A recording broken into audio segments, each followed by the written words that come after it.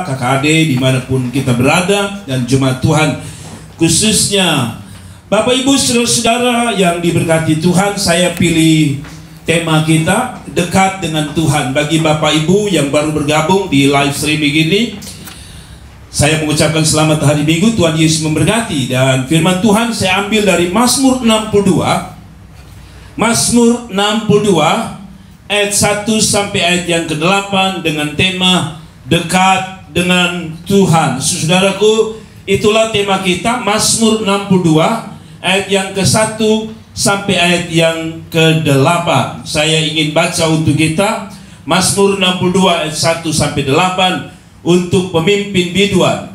Menurut Yedutun, Mazmur Daud, hanya dekat Allah saja aku tenang, daripadanya lah keselamatanku. Hanya dialah gunung batuku dan keselamatanku, kota bentengku. Aku tidak akan goyah. Berapa lamakah aku hendak menyerbu seseorang, hendak meremukkan dia. Hai kamu sekalian, seperti terhadap dinding yang miring, terhadap tembok yang hendak roboh. Mereka hanya bermaksud menghempaskan dia dari kedudukannya yang tinggi. Mereka suka kepada dusta dengan mulutnya. Mereka memberkati, tetapi dalam hatinya mereka mengutuki. Hanya pada Allah saja kiranya aku tenang, sebab daripadanya lah harapanku. Hanyalah dia, atau hanya dialah gunung batuku dan keselamatanku, kota bentengku. Aku tidak akan goyah. Pada Allah ada keselamatanku dan kemuliaanku, gunung batu kekuatanku, tempat perlindunganku ialah Allah.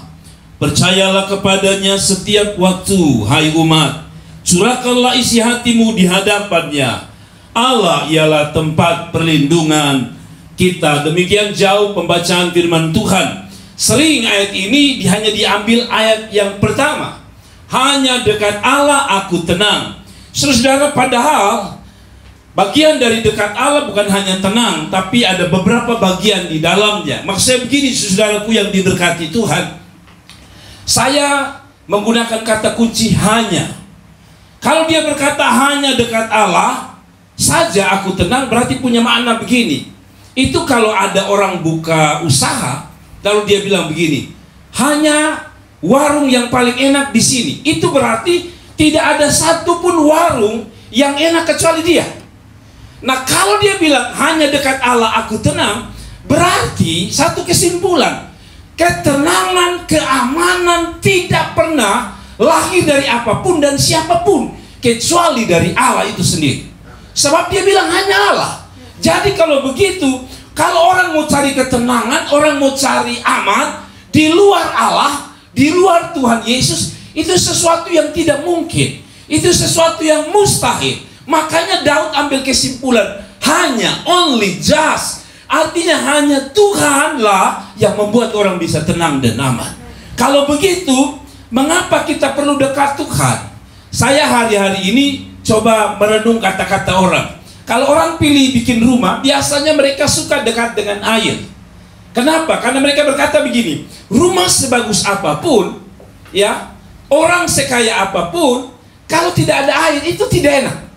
Kenapa? Karena tidak susah cuci, susah mandi dan sebagainya, susah masak.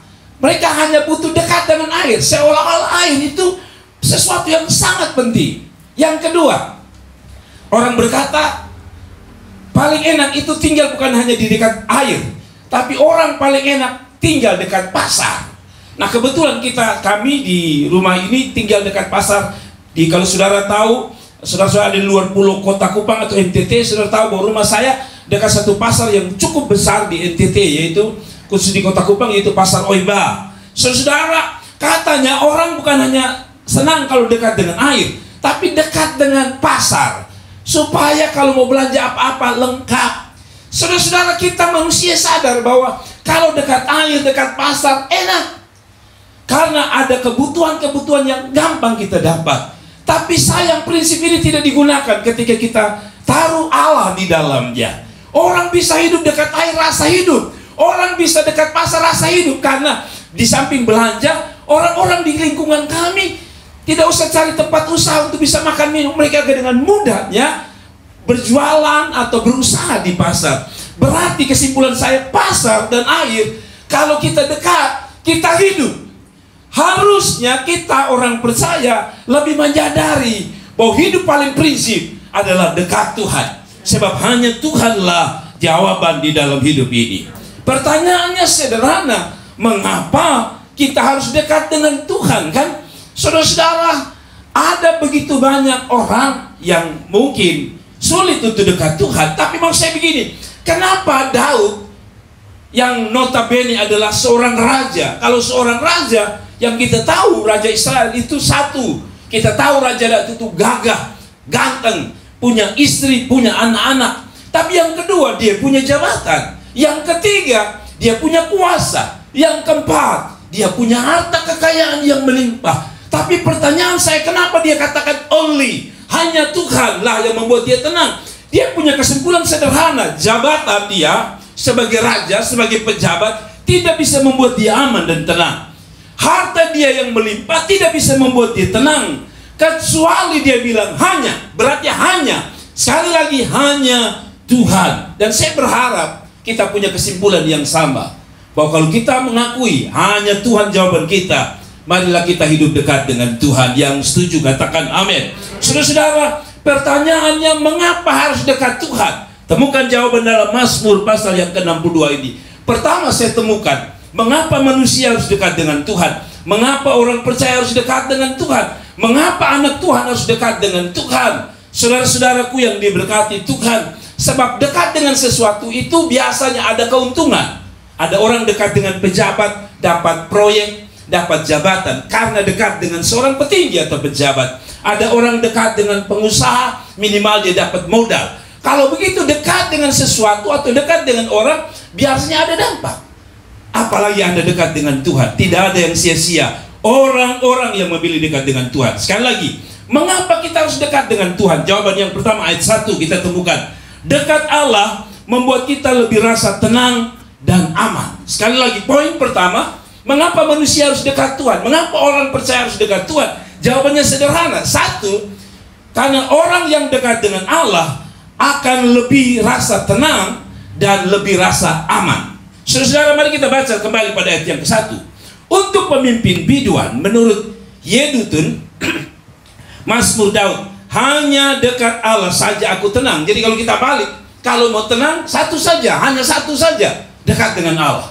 Nah, pertanyaannya adalah, apa yang dimaksud dengan tenang dan aman di sini? Nah, tenang dan aman di sini, kalau saudara lihat, itu berhubungan dengan kata aku. Dengar baik-baik. Saudara lihat, hanya dekat Allah saja aku tenang. Dia tidak bilang kalau dekat Allah bencana alam tenang. Dia tidak bilang kalau dekat Allah COVID tenang. Dia tidak bilang dekat Allah kanker tenang. Dia tidak bilang kalau dekat Allah uang tenang. Dia tidak bilang kalau dekat Allah segala sesuatu tenang. Tapi dia bilang yang tenang itu siapa? Akunya. Apa artinya? Begini. Yang dimaksudkan dengan dekat Allah kita tenang begini. Memang situasi kita tidak tenang. Kondisi di sekeliling kita tidak akan tenang karena dunia. Selama kita hidup di dunia, selama kita bernapas di dunia yang berdosa ini, tidak ada yang tenang. Tapi saya bersyukur Allah tidak perlu menenangkan apapun yang di sekeliling kita. Yang perlu Allah tenangkan adalah kita sendiri. Ada orang bisa, atau Tuhan mau supaya kita tenang sekalipun keadaanmu tidak tenang. Hari ini kita dengar kematian di mana-mana. Hari ini kita dengar berita seperti ada dua berita. Satu mengatakan ini karena COVID, satu bilang ini mati hanya celaka, kau bawa ke rumah sakit dan mati. Membuat berita juga membuat kita tidak tenang. Tapi sekali lagi, Allah tidak membuat kondisi Anda tenang, karena dunia tidak akan pernah tenang sampai Tuhan datang. Tetapi Dia menenangkan kita. Itu sebabnya kenapa kita perlu dekat Tuhan. Sebab kalau tidak, kita tidak tenang. Kita apalagi di dalam kondisi yang tidak aman, ini kita tenang, kita tidak tenang, kita tidak nyaman, kita cemas. Saya berpikir, mengapa para nakoda kapal, khusus nakoda kapal ya. Saya naik kapal waktu masih kuliah di Malang dulu. Saya sering naik kapal Dobon Solo. Ketika masuk Bali biasanya gelombang besar. Sampai pernah tahun berapa saya lupa, gelombang sangat besar sampai 80%, bahkan mungkin 90% di atas Dobon Solo mabuk semua. Semua angkat tangan, berteriak minta ampun dan sebagainya. Tapi dalam keadaan kapal yang sangat menakutkan, saya seumur hidup hanya 2 kali yang saya merasa bahwa saya sangat tidak tenang. Yaitu ketika saya naik Dobon Solo pada tahun itu, dan ketika usai saya mau berangkat ke Sati, ke Malang, waktu kami liburan dengan keluarga lalu kami tenggelam. Sejak itu saya sering terganggu dengan gelombang. Jadi waktu saya kembali ke belakang, di belakang Dobon Solo, kapal itu saya perhatikan, dia sangat miring sekali. Dia sangat miring. Orang begitu ketakutan, tapi saya lihat nakoda atau awak kapal maksud saya, mereka tenang sekali. Saya baru sadar hari ini, mengapa mereka tenang? Karena mereka sadar yang mereka dekat, yaitu nakoda, kapten kapal, pasti top, pasti mantap, pasti jaga mereka dengan baik. Mereka sadar bahwa yang bawa kapal ini kapten yang terbaik. Demikian dengan para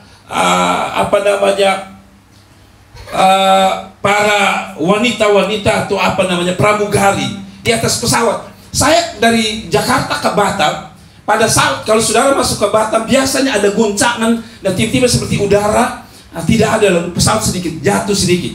Tapi saya perhatikan orang berteriak darah Yesus, orang berteriak ya Allah, semua berteriak. Tapi saya perhatikan pramugari, mereka tenang. Mungkin mereka takut juga, tapi mereka sudah diajar untuk tenang. Tapi lepas dari mereka ajar, mereka tahu persis sang pilot yang membawa mereka. Mereka dekat dengan pilot terbaik, sehingga mereka tenang. Beda dengan kita, kita tidak kenal dengan baik pilot itu. Mereka tenang, demikian dengan kita. Situasi kita tidak bisa berdoa untuk tenang. Banyak orang berkata, orang sudah berdoa, COVID tidak tenang. Orang berdoa tapi kematian di mana-mana. Orang berdoa tapi kok dunia makin tidak tenang. Nah itu yang saya bilang, dekat Allah tidak jamin bahwa hidupmu tenang. Maksudnya sekelilingmu tenang, tapi minimal jiwamu tenang, minimal rohmu tenang. Kalau rohmu tenang, Alkitab berkata, tenanglah supaya kamu dapat berdoa. Saudara-saudaraku yang diberkati, belajar konsep Tuhan yang benar. Allah mungkin tidak menenangkan keadaanmu, tapi minimal Allah menenangkan jiwamu. Orang boleh ketakutan. Hari ini Kota Kupang, kalau Bapak Ibu tahu di mana-mana Kota Kupang heboh. Karena kira-kira 1 hari atau 2 hari yang lalu, seluruh WA, seluruh Facebook menyampaikan satu berita. Kupang dilanda tofan yang luar biasa. Mungkin karena masih trauma dengan seroja, sehingga ini menakutkan. Sebenarnya angin ini biasa. Tiap tahun seperti kalau kita ingat ke belakang, ada ini angin-angin ini. Pengumumannya sama. Ferry tidak bisa jalan, kapal lautnya tinggi sekian meter. Tapi karena kita punya latar belakang yang tidak tenang, yaitu seroja, maka akhirnya kita tarik kesimpulan, oh jangan-jangan, karena katanya prediksi puncaknya hari Minggu. Tapi lihat, orang yang dekat Tuhan tenang. Berita ada, kenyataan ada angin. Tapi bagi orang percaya, kita masih punya Tuhan. Jadi badai memang angin kemarin besar, tapi kan kita tenang. Kenapa? Karena kita sadar kita dekat Tuhan dan kita punya Tuhan yang akan menolong kita. Kalau begitu sekali lagi, dekat Allah pertama supaya kita punya rasa tenang, bukan untuk dunia tenang. Sekali lagi, Tuhan, kita dekat Tuhan supaya minimal kita tenang saat dunia tidak tenang. Sekali lagi, jiwa kita tenang saat dunia tidak tenang. Kenapa? Anda uang sedikit pun Anda tenang, karena itu yang disebut oleh Alkitab, dekat Allah kita tenang. Ada makan tidak ada makan, kita santai. Tapi orang yang jauh dari Tuhan, mau ada makan pun mereka tidak tenang. Tapi bagi anak Tuhan, makan tidak makan, kita tenang, karena kita tahu yang ada di belakang kita adalah Tuhan Allah. Saudara-saudaraku yang diberkati Tuhan, saya mengkopi sebuah tulisan yang mengatakan begini: Allah menciptakan kita manusia terdiri dari 3, tubuh, jiwa, dan roh. Tentu bukan hanya tubuh yang harus kita perhatikan, jaga dan pelihara, tapi kita juga butuh spiritual, roh kita. Karena tubuh kita itu terdiri dari tubuh, jiwa, dan roh. Tubuh ini kita bisa cari, makan, cari uang, cari pangkat, betul ya? Tapi jiwa ini tidak bisa ditolong oleh apa yang kita cari. Jiwa ini hanya bisa ditolong oleh Roh Allah atau Allah itu sendiri. Makanya ada orang yang maaf, mereka kaya, rumah tingkat, ya, rumah mobil 78, tapi mereka hidup dalam kecemasan dan ketakutan. Kenapa begitu? Karena mereka berpikir bahwa dekat apa yang mereka miliki tenang dan tidak. Makin orang punya uang, makin tidak tenang. Makin orang punya bisnis besar, makin tidak tenang. Karena apa? Kalau dia untung besar, tapi kalau dia rugi besar. Jadi orang makin ada harta, bohong kalau dia bilang tenang, dia makin tidak tenang. Kedua, tadi saya bilang, orang makin kaya, hartanya makin banyak, dia makin ketakutan dengan perampok dan pencuri, bahkan bisa membunuh jiwanya. Kalau begitu, betul. Yang bikin kita tenang bukan suasana, atau Tuhan tidak akan mungkin bikin kita berjanji bahwa semua akan aman, tapi minimal jiwamu aman dan tenang. Dan yang kedua, mengapa kita dekat Allah? Karena dekat Allah kita lebih kuat. Kalau tadi kita lebih tenang, lebih aman. Yang kedua, kita dekat Tuhan, kita lebih kuat. Ayat yang kedua berkata, jadi bahwa sebenarnya nyanyian berkata, hanya dekat Allah saja aku tenang, harusnya dilanjutkan dengan ayat yang kedua. Karena seolah-olah dekat Allah hanya tenang. Tidak, ayat yang kedua berkata, hanya dialah gunung batuku dan keselamatanku, kota bentengku, aku tidak akan goyah. Garis bawahi kata aku tidak akan goyah, artinya aku kuat. Jadi kedua dia bilang, kalau mau kuat, itu bukan hanya cukup makan, minum, 4 sehat, 5 sempurna, 6 menderita. Tapi yang dimaksudkan di sini adalah dia katakan, hanya dekat Allah, aku kuat, aku tidak goyah. Jadi tadi saya bilang, kekuatan itu tidak hanya datang dari makan minum pakai, tapi kekuatan itu juga bukan datang dari obat. Kekuatan itu tidak datang hanya dari vitamin, tapi kekuatan itu dia katakan hanya dari Tuhan Allah. Kalau begitu betul, pilihlah dekat Tuhan, karena waktu engkau lemah, Tuhan bisa menguatkanmu. Ada orang bisa kuat secara fisik karena makanan melimpah, tapi secara jiwa dia menjadi orang yang paling rentan dan tak berdaya. Berapa banyak orang hari-hari ini, saya sering bilang, dia kenyang secara fisik, makanan melimpah, tapi jiwanya tidak pernah kokoh. Berapa banyak orang kaya mau bunuh diri. Berapa banyak artis yang punya nama, punya uang mau bunuh diri. Kenapa mereka terlibat narkoba? Karena tadi peristiwa ini. Mereka secara makan minum mereka kuat, secara fisik mereka kuat, tapi secara jiwa dan mental mereka tidak kuat. Tapi orang yang dekat Tuhan berbeda. Mungkin secara materi, makanan tidak lengkap, tapi engkau bisa begitu kuat menghadapi hidup. Kenapa? Karena kita meyakini bahwa kuat dan lemahnya kita bukan bergantung dari apa yang kita punya, tapi ketika kita dekat Tuhan, ketika kita ada dalam hadirat Tuhan, Tuhan menguatkan kita. Pernah ya, saudara dalam keadaan susah, lemah, putus asa, lalu tiba-tiba saudara setel satu lagu yang tiba-tiba lagu itu menyentuh saudara, lagu rohani yang menyentuh saudara. Apa yang saudara alami? Rasanya segar, rasanya lebih kuat. Ada lagi orang berkata, Pak Pendeta, kadang-kadang saya sudah mulai lemah, saya masuk hadirat Tuhan, saya putar lagu, nyanyi, nyembah Tuhan, lalu saya berdoa.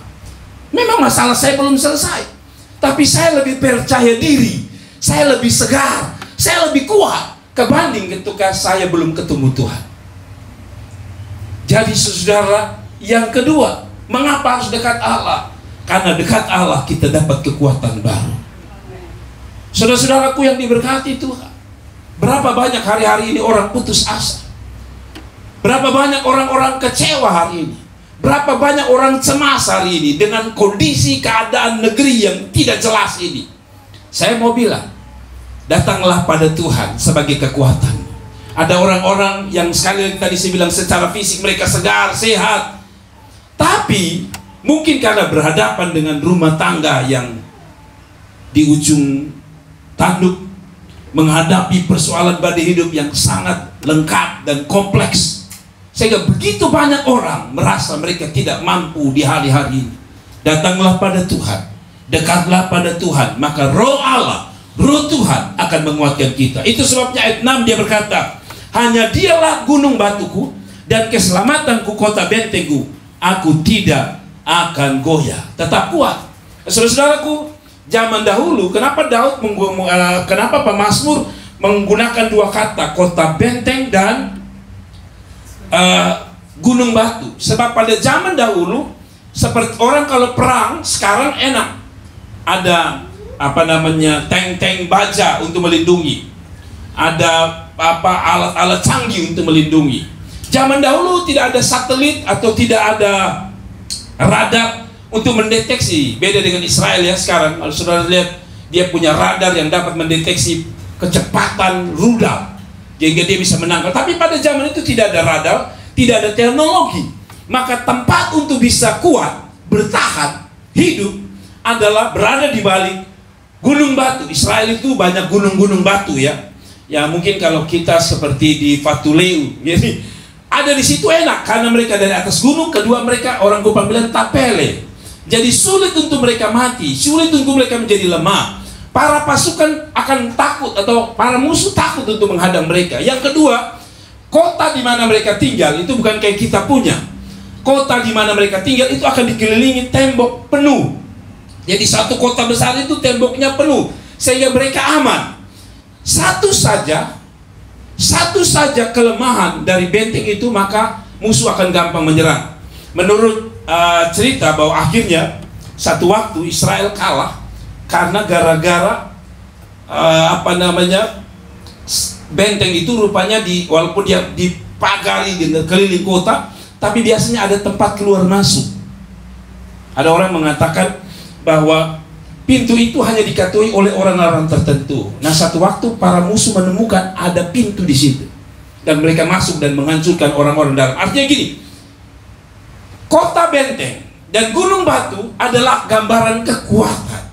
Allah digambarkan sebagai kota benteng, Allah digambarkan sebagai gunung batu. Kalau kita berlindung padanya, kita dekat padanya. Tadi saya bilang, memang ada sekeliling tergoncang, tapi Allah kita adalah Allah yang tak tergoncang. Dia adalah sumber kekuatan kita. Jadi saudara-saudaraku yang diberkati Tuhan, dekat Allah kita dapat yang kedua, kekuatan. Jadi tidak heran kalau saudara jadi lemah, mungkin saja kita jauh dari Tuhan. Tapi kalau selama kita dekat dengan Tuhan, ada penghiburan, ada kekuatan daripada Tuhan. Dan yang terakhir, mengapa Mazmur ini menulis hanya dekat Allah? Karena hanya dekat Allah yang ketiga, kita mempunyai prospek dan punya harapan masa depan yang sangat besar. Yang terakhir, mengapa Daud mengajak kita semua, baik zamannya dia, bahkan sampai hari ini pesan Tuhan masih ada untuk kita. Karena orang yang dekat Allah, kita punya prospek dan punya harapan besar. Ayat yang kelima saya baca, hanya pada Allah saja kiranya aku tenang. Kenapa tenang? Sebab daripadanya lah harapanku. Katanya orang bisa tidak makan 40 hari, tidak minum, tidak makan, ya 40 hari. Yesus puasa 40 hari. Tapi untuk bisa hidup, orang tidak minum hanya dalam waktu 3 hari. 3 hari Anda kolaps. Tapi katanya yang paling berbahaya bukan Anda tidak makan atau Anda tidak minum. Yang paling bahaya adalah orang yang kehilangan harapan. Karena orang yang kehilangan harapan bisa 2 menit dia mati. Berapa banyak orang bunuh diri, tiba-tiba dia putus asa, ambil keputusan dan menyelesaikan hidup. Dia tidak butuh 3 hari. Sebab kalau dia butuh 3 hari, kita setahun, kita akan jaga-jaga dia untuk tidak bunuh diri. Tapi mengapa tiba-tiba anak tetangga kita yang ikut dia baru lewat, iya dia bunuh diri? Karena itu orang yang kehilangan harapan 2 menit dia bisa mati. Orang bisa 3 hari tidak minum, orang bisa 40 hari tidak makan. Tapi orang tidak bisa hidup kalau mereka kehilangan harapan. Mengapa Daud mengatakan hanya dekat Allah aku tenang? Atau mengapa harus dekat Allah? Karena Allah adalah sumber prospek, sumber harapan. Prospek artinya ada harapan-harapan yang kita bisa gapai di dalam tangan Tuhan. Mungkin Kalau kita lihat hari-hari ini kondisi yang paling tidak ada harapan dia kondisi sekarang ini. Mau kerja, ada COVID. Tidak kerja, makan apa? Makanya sekarang lihat, kasihan. Pol PP pergi kasih aman, orang berkata, kami makan apa? Tidak ada harapan. Sedangkan kalau mereka cari makan, lalu membebaskan orang makan sampai tidak ada jam lagi, kenal jam, maka COVID kena mereka. Jadi ini waktu-waktu yang sebenarnya paling tidak ada harapan. Tapi sekali lagi, di dalam Tuhan, mereka yang dekat Tuhan, mereka kenal baik siapa Tuhan mereka. Mereka selalu punya hati yang berkata, saya yakin di dalam Tuhan masih ada harapan. Saudara-saudara, mengapa Tuhan adalah tempat harapan dan prospek yang paling baik? Saya mendapati di dalam ayat yang ke-7 yang pertama, sebab segala sesuatu yang merupakan harapan kita, semua bentuk harapan-harapan kita hanya ada di dalam tangan Tuhan. Mari kita baca ayat yang ke-70. Dia lengkapi semua. Jadi setelah ayat 1, 2, 3, 4, 5, 6, 7 dia kasih tahu ini loh, semua yang ada di tangan Tuhan. Semua yang manusia harapkan itu ada di tangan Tuhan. Dia tulis ayat 7. Kepada Allah ada keselamatan. Saudara tahu siapa manusia yang tidak butuh keselamatan? Semua orang berharap selamat, baik di bumi dan di surga. Dan kemuliaan, berapa banyak? Siapa yang tidak punya harapan bahwa hidup kita ini penuh dengan kemuliaan dan bukan hidup hanya dipermalukan? Kita mau supaya hidup kita dipermuliakan, kan? Semua orang, itu harapan manusia. Dan kemuliaanku, gunung batuku, kekuatanku. Siapa yang tidak mau kekuatan hari-hari? Siapa yang tidak mau kuat hadapi hidup hari ini? Siapa yang tidak mau sanggup untuk menghadapi apapun? Tadi malam saya melihat ada satu keluarga yang menulis tentang 16 tahun mereka menjalani hidup. Tapi saya tahu bahwa sebagai orang yang punya rumah tangga tidak berjalan normal. Hamba Tuhan saja punya rumah tangga tidak berjalan normal. Pasti ada badai. Lalu saya tulis bahwa hidup ini seperti roda. Kenapa saya bilang seperti roda? Rumah tangga pun demikian saya bilang. Sebentar kita di atas, sebentar kita di bawah. Ada waktu rumah tangga kita aman, tapi ada waktu rumah tangga kita tidak aman. Ada waktu keuntungan bisnis kita ada di atas, tapi ada waktu di mana keuntungan kita minus dan berada di roda paling bawah. Ada waktu seperti kita hidup dalam pengharapan yang luar biasa, tapi ada waktu di mana kita punya hidup tanpa harapan.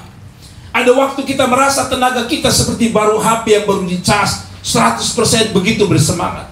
Tapi ada waktu di mana badai menghantam kita dan kita berada pada nol dan tinggal waktu untuk HP itu mati. Itulah gambaran hidup kita. Tapi saya bilang sama dia, namun orang yang dekat Tuhan, orang yang mengandalkan Tuhan, selalu yakin bahwa ada pemeliharaan Tuhan. Jadi mengapa kita berharap? Karena semua bentuk harapan di dalam ayat 7 dikasih tahu. Jadi kalau kita terjemahkanlah dalam hidupmu, harapanmu apa hari ini? Kalaupun dunia tidak bisa memberi harapan, surga masih bisa memberi harapan. Kalaupun dunia tidak bisa memberi harapan karena kondisi dunia seperti ini, saya meyakini Yesus masih bisa memberi kita harapan. Dan yang terakhir, mengapa harapan itu penting di dalam Tuhan? Sebab yang kedua, sebab semua beban kita bisa kita diletakkan di tangannya. Saudara-saudara, hidup orang berpengharapan ini atau hidup anak Tuhan berpengharapan karena kita tahu Tuhan adalah tempat kita meletakkan seluruh beban kehidupan kita. Kenapa orang putus asa? Karena dia tidak tahu lagi taruh beban di mana. Dia cerita ke teman, dia suka tahu ini saya punya beban, teman tidak bisa tolong. Dia coba pikul sendiri karena teman sudah tidak mempedulikan, biasa kita pikul sendiri. Taruh di hati penuh, taruh di otak. Taruh di hati penuh, kan? Aduh, ini susesa karena banyak beban di sini. Susesa kita taruh di otak. Otak ini kecil, tidak mampu. Sehingga itulah membuat orang putus asa. Tapi mengapa kita punya pengharapan di dalam Tuhan, orang-orang dekat Tuhan? Karena di tangan Tuhan segala beban kita bisa diletakkan. Ayat 8. Percayalah kepadanya setiap waktu, hai umat. Saya suka ayat ini. Curahkanlah isi hatimu di hadapannya. Apa yang ada di hati saudara? Beban, persoalan, ketakutan, kecemasan, kengerian. Semua yang ada di sini pindahkan ke tangan Allah. Karena Alkitab yang bilang, curahkan isi hatimu. Artinya yang di sini pindahkan ke tangan Allah. Sebab itulah harapan kita. Tanpa kita memindahkan apa yang menjadi beban kita di hati kita, di otak kita, di pikiran kita, itu akan menjadi beban mental yang sangat berat. Kelihatannya kita kurus. Kalau orang berkata begini, ya orang kurus dengan orang gemuk itu, yang punya beban paling besar adalah orang gemuk. Tapi tahukah Anda, yang membebani Anda yang paling utama bukan tubuhmu, tapi yang paling membebani engkau adalah persoalan. Dan persoalan itu ketika sudah memuncak, tidak ada lagi tempat yang terbaik kecuali di kaki Tuhan. Makanya Tuhan bilang apa? Mari kepadaku semua yang letih lesu berbeban berat, aku beri kelegaan. Apa artinya? Kelegaan, beban tidak pernah bisa dipikul di atas kepala. Kalau engkau paksa pikul dengan kepalamu, pertama engkau stres, kedua depresi, dan ketiga putus asa, dan akhirnya Anda bisa sakit, stroke. Makanya orang berkata kalau orang taruh pikiran terlalu bersini, ada 4 hal yang terjadi, minimal 3,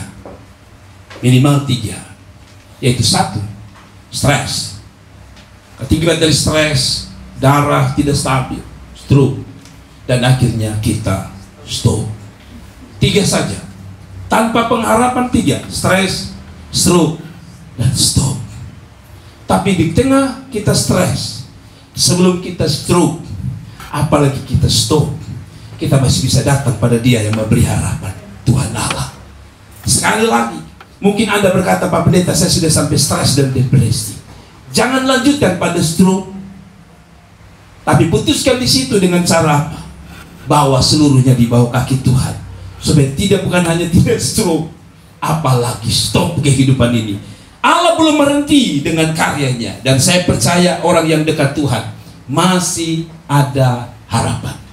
Sekali lagi, dokter boleh berkata apapun tentang Anda, situasi boleh dikatakan oleh pakar ekonomi bahwa ini hasil yang terburuk, boleh. Tapi pesan saya sederhana untuk kepada setiap orang yang mendengar firman Tuhan pagi hari ini, kita masih punya tangan pengharapan, yaitu Tuhan Allah, yaitu Tuhan Yesus. Saudara, saya punya kesimpulan, mereka yang dekat dengan Tuhan akan aman di tengah situasi yang tidak aman. Kesimpulan dari khotbah ini sederhana. Dunia boleh tidak aman, keadaan boleh tidak aman, bahkan tubuh mungkin tidak aman. Tapi mereka yang dekat dengan Tuhan, saya yakin mereka akan aman di tengah situasi yang tidak aman. Tuhan Yesus memberkati kita sekalian. Mari kita